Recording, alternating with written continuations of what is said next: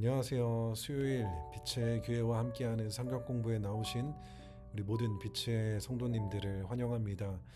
이번 한 주는 저희가 고난 주간으로 보내고 있는데요.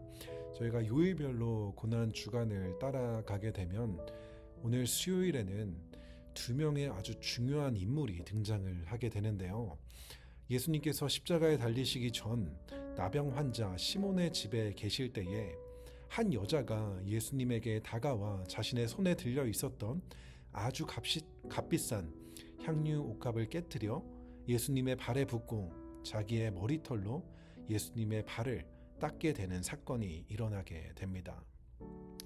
그러자 그것을 보고 있었던 가롯 유다가 그 여자를 향해 차라리 그 향유를 팔아서 가난한 사람들에게 주었으면 좋았을 것을 왜 그것을 예수님의 발에 부어 낭비하느냐라고 이야기를 하게 되는데요. 저는 이 사건을 통해 예수님을 향한 두 사람의 정반대의 마음을 확인할 수가 있었습니다.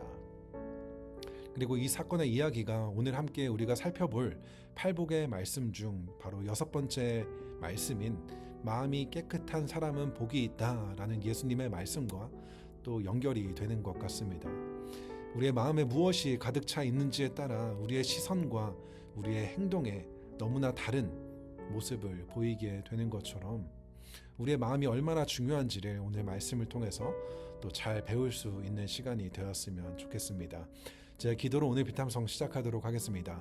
하나님 감사합니다. 우리를 위해 이 땅에 오시고 우리의 죄를 용서하여 주시기 위해 십자가에 달려 죽으시고 부활하신 그 놀라운 사랑과 은혜에 다시 한번 감사를 드립니다. 하지만 그런 사랑과 은혜를 받았음에도 불구하고 세상을 살아가며 우리의 마음을 빼앗기고 우리의 마음이 세상으로부터 오염되어 가는 것을 경험하게 됩니다. 이 시간 오늘 이 말씀을 통하여서 우리의 마음이 다시 한번 정결하여지고 깨끗하여질 수 있는 시간이 될 수 있도록 주님 은혜를 베풀어 주옵소서. 감사를 드리며 이 모든 말씀 예수님의 이름으로 기도드립니다. 아멘. 네, 오늘은 저희가 마태복음 5장 8절의 말씀을 함께 공부해 보려고 하는데요. 이 한 구절의 말씀을 먼저 여러분들의 노트에 필사하시고 또 개인적으로 묵상해 보는 시간을 가져보도록 하겠습니다.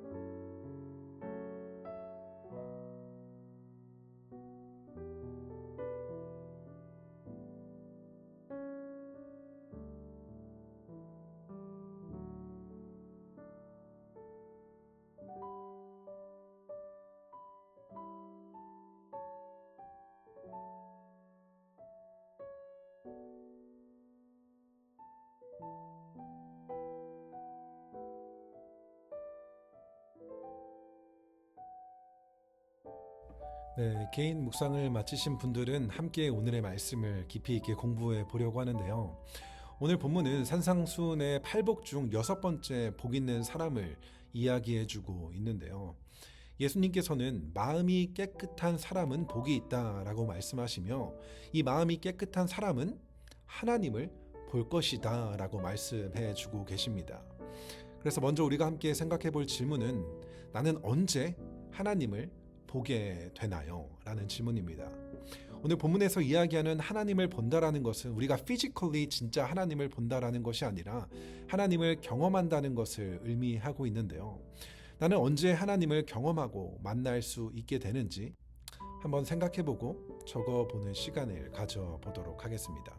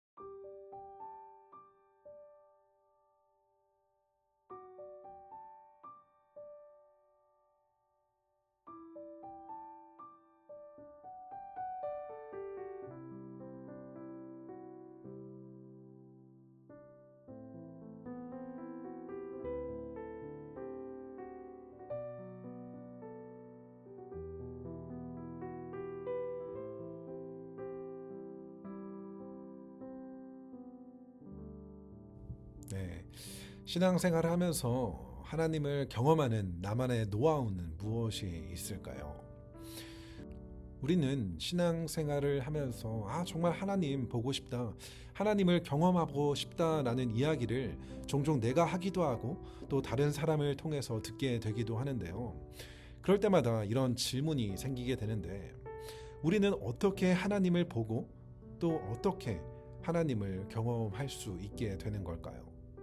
분명 하나님께서는 내가 너희와 항상 함께 있겠다라고 약속하셨고 실제로 하나님께서는 늘 우리 곁에 계시는데 정작 그 말씀과는 다르게 하나님이 잘 느껴지지도 않고 보이지도 않고 멀게만 느껴질 때가 참 많다라는 것입니다.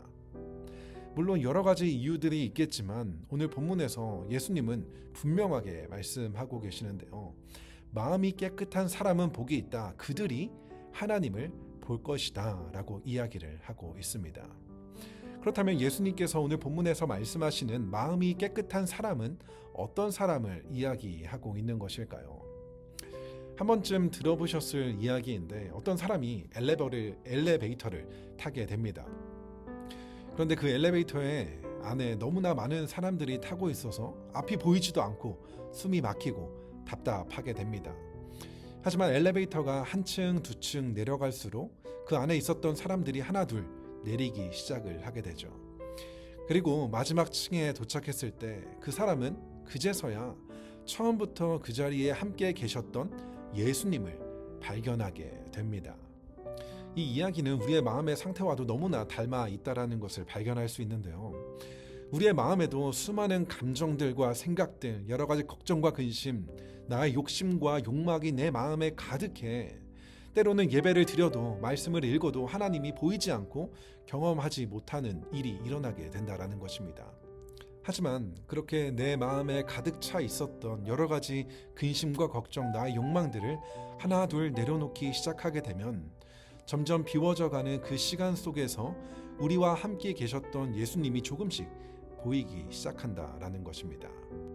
그렇기 때문에 하나님을 보는 방법은 다른 것이 아니라 이미 우리의 마음 가운데 계신 하나님을 볼 수 있는 방법은 우리의 마음을 깨끗하게 정리하는 방법이라는 것이죠.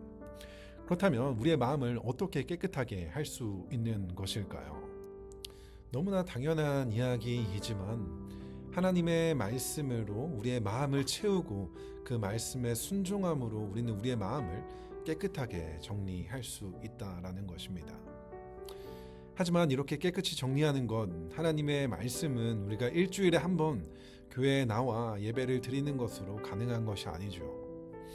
우리가 코로나 시기를 겪으면서 저뿐만이 아니라 많은 분들이 생긴 습관이 있을 텐데 그건 바로 틈만 나면 손 세정제를 사용하게 된다라는 것이죠.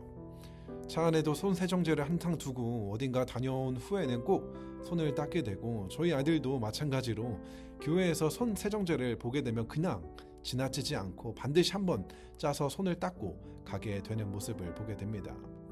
이처럼 하나님을 바라보기 위해서는 날마다 하나님의 말씀으로 우리의 마음을 정리정돈하고 우리의 마음을 하나님의 말씀으로 깨끗이 해야만 한다라는 것입니다.